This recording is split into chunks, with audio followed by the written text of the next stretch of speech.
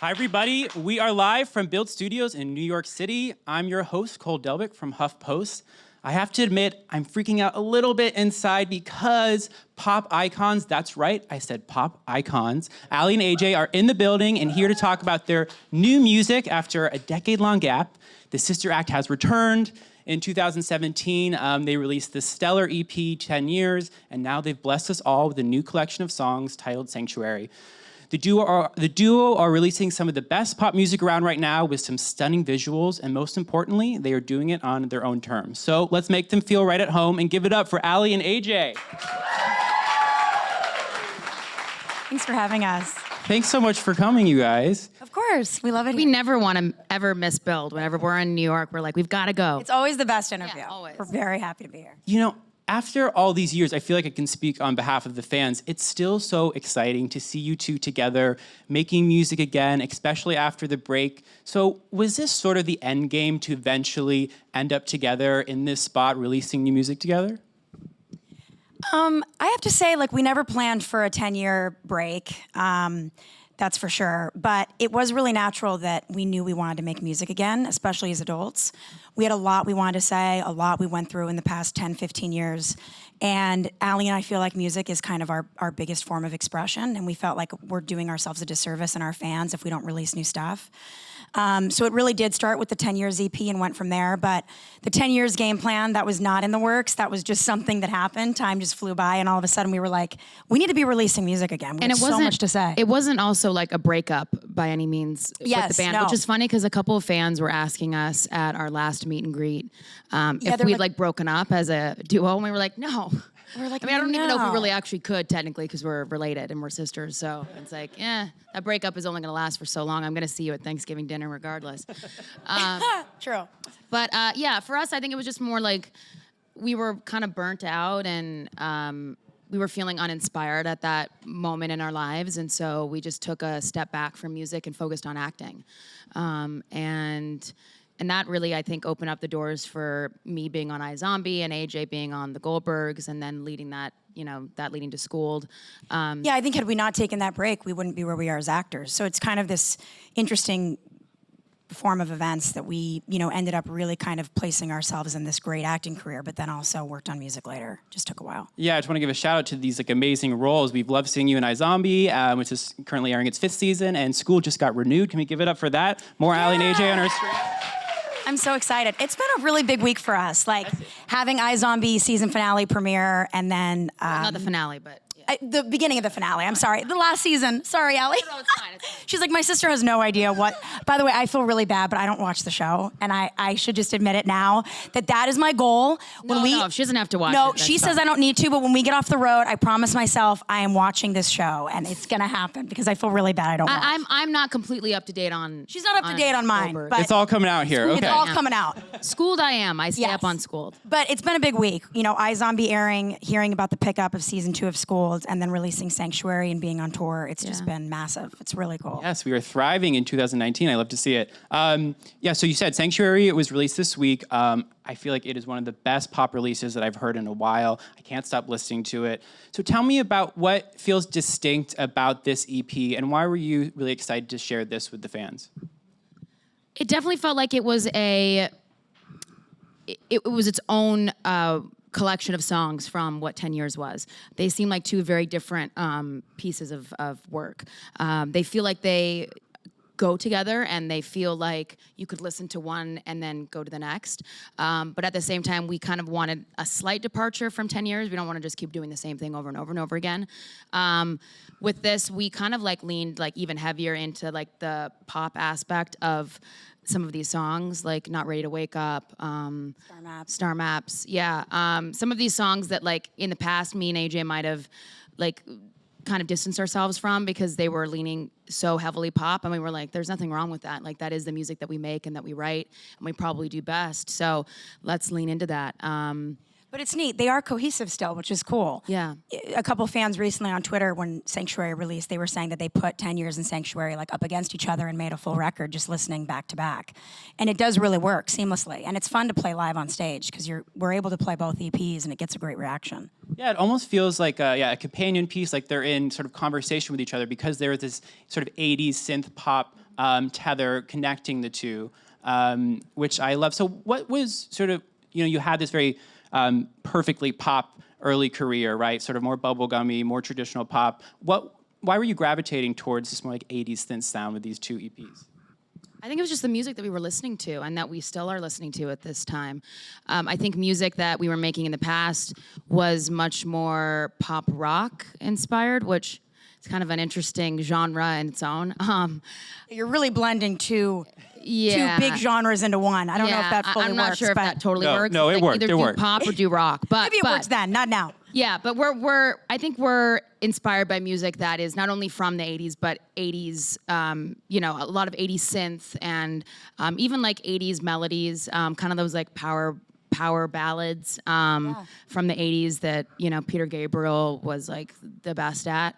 And I think that it was just a natural progression for us. It was the music that we started writing when we kind of started this initial new round of music with 10 years. And it wasn't really us going in there thinking we're gonna write 80s synth pop, but it just kind of happened. I think that's because of what we were listening to at the moment. When the EP was announced, I immediately connected to the title because I was like, yes, this is what it's like to listen to your music always. It's this really sort of safe space that's accepting and fun and full of love and all those good things. And, it's nice to see you evolve as musicians all these years later, but that sort of core messaging remains the same. Did you really want to bring that into this new era as well? Very much so. I think a lot of our old pop songs we made years ago have really important subject matters that have kind of lived with our fans for many years. And now that we're on tour again, hearing the stories of how people were moved by lyrics from Rush and No One and Sticks and Stones, that's the kind of like safe place we wanted to bring our fans to again. And I think Sanctuary ends up doing that. That's why we named the EP that. I hope that seeing us live and listening to our new EP makes our fans feel like they can be gifted with a sanctuary of safety and have fun and embrace who they are and really just love one another. That's really what a lot of our old music stems from. Yeah. And I think to add to what AJ was saying, Sanctuary as a collection of 5 songs isn't really relationship based, which when you listen to a lot of pop music, it tends to be all about love songs, which that is a huge part of life. But at the end of the day, AJ and I don't want to just write love song after love song after love song, or even potential breakup song after potential breakup song. We want to mix in other subject matters that are important to us, whether it's a political subject matter or, an empowering, uplifting message of, believing in yourself and that you can get past this rough time.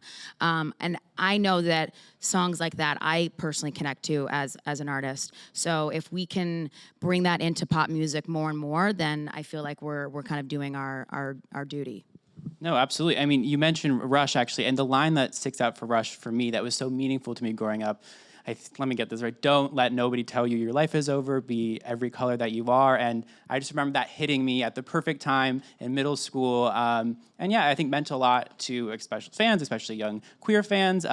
So I'm thinking when you think of a line like that is pretty simple, but took on this impact, this importance for your fans. What did you think of writing that then, and how do you see a lyric like that now? We look at it, I think, a lot differently now. I think we do look at that lyric as LGBTQ allies, as a lyric that not only like supports the community, but also embraces everyone as they are, truly. I think as young children, we probably weren't thinking that ultimately. But I think that in that moment, we were very much aware of our fans and the struggle that they had with their own identity or their self-worth. And so I think that immediately crosses over into many parts of people's lives. And being that we were in our young teens, bullying was a huge aspect of what our fans were going through, as well as ourselves coming out of middle school and high school. So I do feel like that, songs like Sticks and Stones and No One really stemmed from that subject matter, which we were aware of as kids. But I think now that we're adults, we look back and go, wow, we had no true idea what we were actually writing. And it's kind of neat to go back and witness it. Yeah, I love that. I mean, I want to get into the new EP a little bit.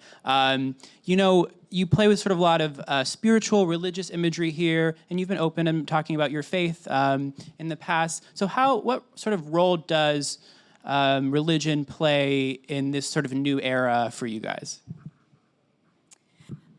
Well, I think the cool thing is, being that we're older, we're not afraid to talk about it. And when we were younger, it was so much, there were so many things that you had to be quiet about, whether it was political beliefs, religion, just based on I think having to kind of stay silent based on working for certain companies and having to feel like as kids we're not able to be as forceful with our ideas as we are now. Having like a clean cut image. Yeah. That was almost like that could be digested by anyone in a weird way. Right. So I think we kept some of those thoughts to ourselves, even though I think, when we felt comfortable in certain aspects, we would talk about them, but it felt very like kind of like we were shy about it. Yeah, And now being in our now late I'm like, 20s and early 30s, we're like, yeah, well, who this cares? is who we are and this is what we believe in. And, if you don't, that's okay too. But we're going to speak our piece and you can speak yours. And I think that's what we can all do as adults. It's so refreshing to go from that teen life to adult life. Your topics change, your subject matters change, what you write about changes. And we just feel very comfortable talking about those kind of things now. When you went on your hiatus, you left Hollywood Records, and now you're independently releasing music. What do you feel like are the biggest differences that you see not being on sort of a major label now? That every single tiny little detail is up to us. I mean, every detail as even like this cover, we wanted to decide, like, do we place the Aly AJ there, or does the Aly AJ like go up at the top, or like do we move the sanctuary? I mean, all of those. Or the fact that our butts are out. I mean, really things like that. That small. Yeah, exactly. That small. This would not have been approved by the label at all. But like, we're women and we're embracing our like femininity in our bodies. And I feel like we're in a moment as females to kind of rally together in celebrating that. And so we said, this feels authentic to what we're trying to say with our music, which it is a rebirth. Like, we are really kind of stripped of everything in terms of like who we are as artists and these songs. And even though, yes, 10 years was like our initial coming back moment, this second collection of songs really feels like we're like completely staking our claim as artists and coming back and knowing like we're here to stay. We're not going anywhere. Yes, please don't go anywhere ever again. Please don't leave us. And I want to talk about Star Maps, which I think is a real standout for me on the EP. And I was reading somewhere that you sort of wrote it as this ode to the Me Too movement and sort of in the wake of the Harvey Weinstein news breaking, which I think is such a beautiful sort of thing to incorporate in your song. So tell me about the genesis of Star Maps and why you thought it was important to really bring that messaging in. Yeah, we wrote that song like October 2017, and it wasn't even originally going to be on Sanctuary. I think we kind of like set that song aside for a little bit, and then over time, sometimes songs regenerate this like second life where we start to fall in love with the song again, and that's basically what happened with Star Maps. But we were just kind of inspired by the idea of having a song that was out there, that was from the victim's perspective of basically going to some Hollywood event or party that, you're hoping will change your life or will make all your dreams come true and be something positive, and it really turns into like an actual nightmare. And I'm sure that happened for many women in Harvey's path and other men that are, prying on young women in the industry. So we just felt like this was a way to talk about that subject matter, but not be the only thing that you would visualize when listening to the lyrics. So having that story out there, I'm sure it gives new meaning to some of these lyrical suggestions in the song. But that's kind of where it came from. And we wrote it pretty quickly. It was over like a period of 2 days. What is your writing process like? I mean, and when I imagine you two, you're like together strumming guitar, writing lyrics, like sort of that idyllic version of that. But has songwriting taken different shapes for you guys over the years? Yeah. It has, yeah. We're not always together necessarily. I mean, when we were writing, all of our old pop songs, it was like in our bedroom with an acoustic guitar and a little journal out. And now it's a little different. We're in a studio. We're, working with a lot of synth. We usually start on the keys now as opposed to an acoustic guitar. I feel like the acoustic guitar can kind of put us in more of like a folk pop kind of sound. And it's hard to start a song on that kind of instrument at this point with the songs we're writing. But a lot of times, Aly will come up with, an amazing subject matter or an incredible lyric, and then I'll chime in with a melody. And from there, we just kind of take off. So in some ways, it is idyllic. We're together most of the time, but this past year was so bizarre for our filming schedules that we weren't together 24/7. And so Aly might be in Vancouver, and then I might be shooting in LA, and no one's in the studio. And then all of a sudden, Aly's like, I'm flying back. I booked a session. I'm going in without you. Just so you know, I'll send you stuff when you're on set. And then we would have to work that way. So it was really challenging as a duo to do things, not together. But we're on such the same page with each other. And we really kind of speak and breathe the same form of art that it really did end up working, even if we weren't always together in the studio. As a fan, I really appreciated when you came back. I feel like you had this vision, and first and foremost, like aesthetically, just your suits today are like so major. I love them so much. And when I think of your music videos that you've released, I thought it was so interesting that Alex Ross Perry directed Church and then Take Me, if I'm correct. And I love his film. I love that you know who he is. Yes. That obviously means so you have good refreshing. taste in films. Well, Her Smile, everyone go see it. It's extraordinary. Elizabeth Moss is incredible. That's great. Talk about that collaboration, because that's a real different look, and shooting it on 16 millimeter, it's a very sort of fresh feel. So why did you sort of go to him for these two videos? We're big fans of his work, and Listen Up Philip is a major love of ours in the film world, and we decided this is someone we want to reach out to. So we ended up contacting him via Instagram DM. This was when we were creating the 10 Years EP. We knew Take Me was going to be the first single. We just shot him a message. We were like, hey, we saw that you've worked with another band before. He's done one other video at this point. And we were like, would you want to collaborate on a music video with Aly and I? We haven't released music in 10 years, and we feel like you're kind of the perfect visionary to tell this story. And Aly came up with the vampire theme, and it was kind of something that was just perfect for him. And he said yes, and from there, we ended up doing 2 other videos with him. It made sense to go back just because we had a great time with him, and we really wanted to focus on it being shot on film specifically, which is really important for us and will be, I think, really what we do forever. I feel like once you go film, you kind of really never go back. There's a special quality to it that is just unlike anything else. The digital world, I know, is so big and is what most films are shot on. But at the end of the day, AJ and I felt really strongly about the look of film and supporting that still, and giving it a platform with our videos. We shot with Kodak Film, so we were very lucky to have their support. And yeah, I mean, we look forward to making a lot more videos. Star Maps actually has a video, which we're really excited to release. It was shot by a really good friend of ours, Amanda Crew from Silicon Valley, who we've known for a while now. Aly and her did an independent together years ago. And she's such a talented director, and she ended up just crushing this video. So We have a lot it's of the first one in a bit. Wait. Yeah, It's gonna be really fun. Yeah. really cool. And you guys are also out on tour right now. Yeah. Everybody, they're here Sunday at Irving Plaza. I better see all of you there. And something it really struck me, and I know in your last tour you partnered with Project Heal, which helps people struggling with body image and eating disorders, and then also a voter registration organization. And this time around, you have teamed up with the Trevor Project, and you have booze and at the show, and you're raising awareness for suicide prevention, which, I mean, as speaking as a fan, is so wonderful to see artists that you love taking a stand about these various issues. So why was it important to create that space at your concerts for these different organizations? I think, again, it all comes back to the word sanctuary. We want to feel like our fans have a safe place to go to. And it's not, at the end of the day, just about the performance on stage. It's what happens in the crowd.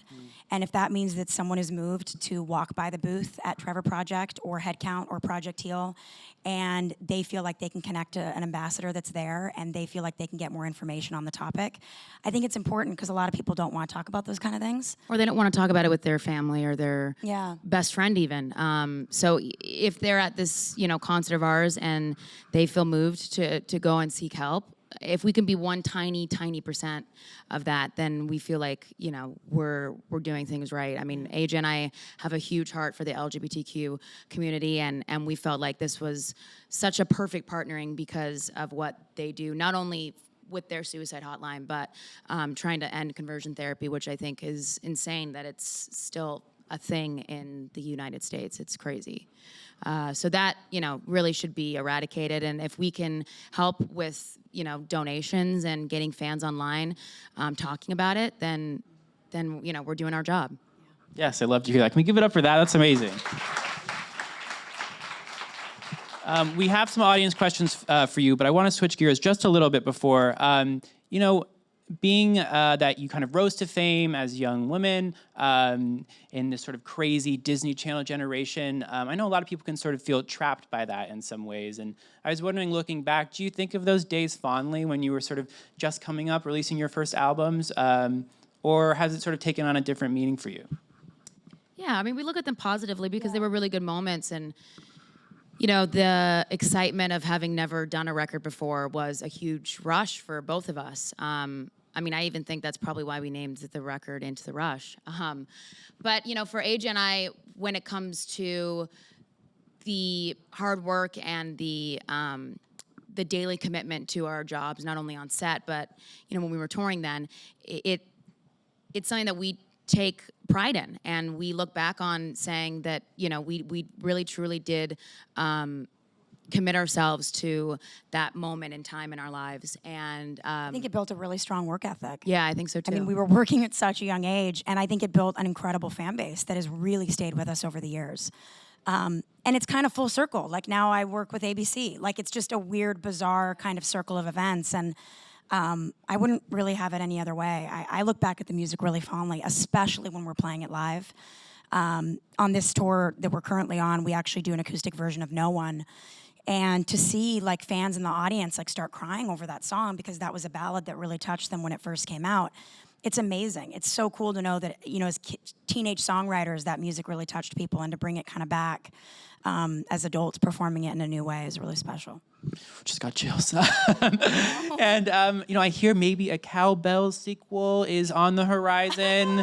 Can we? We've talked about it. Yeah. I mean, we're in discussions about it, so Yes. we'll see. Very early pitching phases. Where do you think the Callum sisters, what are they up to now? I mean, it's got to be 15 question. years later. I feel like one of them's maybe married, maybe there's a kid. I don't know, but it's Yeah. gonna be 15 years later. Maybe one of their kids trying to take over the dairy farm at 10. I don't know. We got to figure it At out. There's a 10. lot to flush out. So we had kids young then, We had kids really young. really young, 20. Yeah. Okay, we'll brainstorm. We'll brainstorm. I'm going to hand it over some audience Q&As. Actually, we have a Twitter question from Edward is the Man. Which is harder, singing or acting?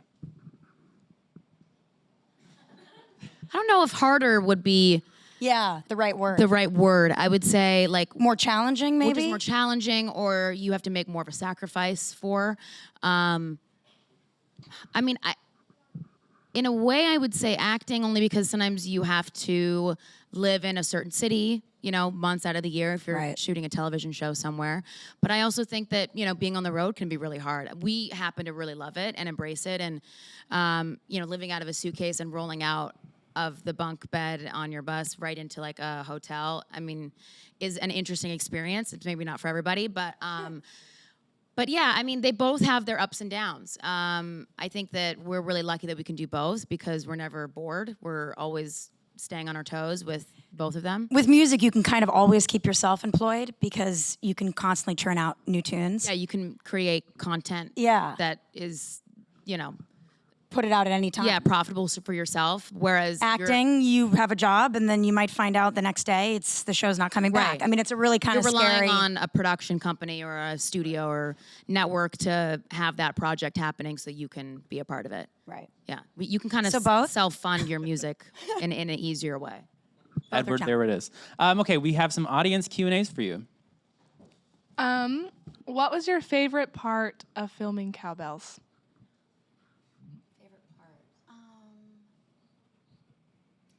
We honestly didn't really like being in the Dairy Factory was disgusting, Really, to be honest. like I'm almost surprised that I didn't just say no to cheese and milk After and that. eggs after that. Yeah.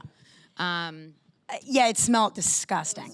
And we're not like prissy, girly girls, but that was a rough situation.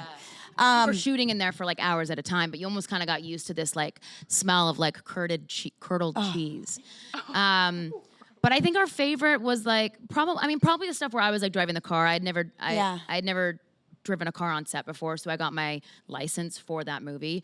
And I felt very excited that I was able to, you know, drive a stick shift truck. And I don't know how to do that anymore, but in the moment I was very excited. She learned just for that one project. You know, there was lots of animals like pigs and cows, and we love stuff like that. Yeah, and we got out- along with the cast really well. Yeah.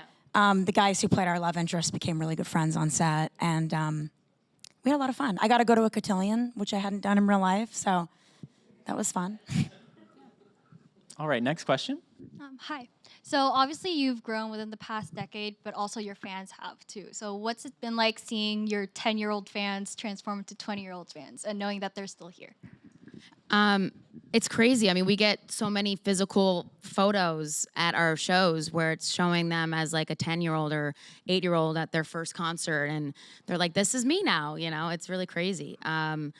It's a huge honor. I mean, AJ and I know that we have those type of experiences as children with artists that we looked up to as kids, and it's neat to be that version for other people.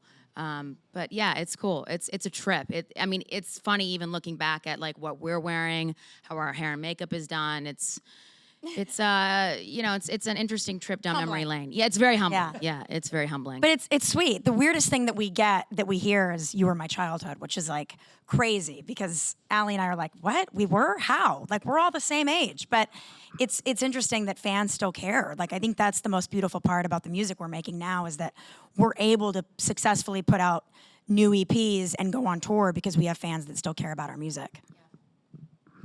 Next question. Hi there. I was just wondering, because I've been a fan since the early days. With your new music, are you trying to attract a new audience or also bring in like your old fans to this new music? Like, what are you trying to achieve with this new EP? Good question. Yeah, that's a great question. For sure. I mean, both. We obviously want to keep our fan base from the past, you know, along with us, but at the same time, we want people that have never heard of Aly AJ or who think Aly AJ make dumb music to be into it. Totally. It's like those girls who did that movie. Okay. You know, and I'm sure that we have people that have a preconceived notion of what our show is or what type of music we make. And so if we can win them over as well as keep, you know, the fans from the past that have been there since day one, then we're truly winning at life. So, you know. So spread the word. Spread the word, little by little, we'll get there. But yeah, it's definitely an honor to know that fans have been there since literally day one and that are still there after all this time. It's really cool. Yeah. We got one last question for you. Yeah. Hi, I'm Dominique, longtime fan. So I was wondering, how has growing up behind the camera, like from a young age, influenced the way that you approach this new part of your career? It's a good question. I think there's a confidence that you embody as you not only get older, whether you're in this industry or not, but I think coming from the fact that Aly and I were so young when we started, we truly feel super comfortable being on a stage, performing. I feel really comfortable working on Schooled because I worked on Goldberg's for 6 years and got lucky enough to transition that role into a new chapter. It's all about like familiarity in Yeah. a way. And building that confidence and Yeah. starting to really feel like you're kind of one with the You're also kind work. of like ready for anything. You're like, bring it on. You can kind of do like a million things at once. Even today, like we rolled into New Jersey, which is where our bus is, and we just kind of jumped off the bus. We got ready in like an hour. I mean, it was very fast moving, but because we've done this now so many times, we just kind of, you know, flew out of the bus into the car, like coffees, you know, a live session, doing you warm just do ups, it. and then you just make it happen. And I think if you're just starting out, that might be a lot to take on. But because we've done it for so long, that actually is nice. That's like It's in the past, past. yeah. It doesn't mean that the day is just perfectly easy, but it definitely No, helps. it being helps. used You're to kind of like, oh, I've done this at least before, and I got through it, and I was fine, so I can do it again. Yeah.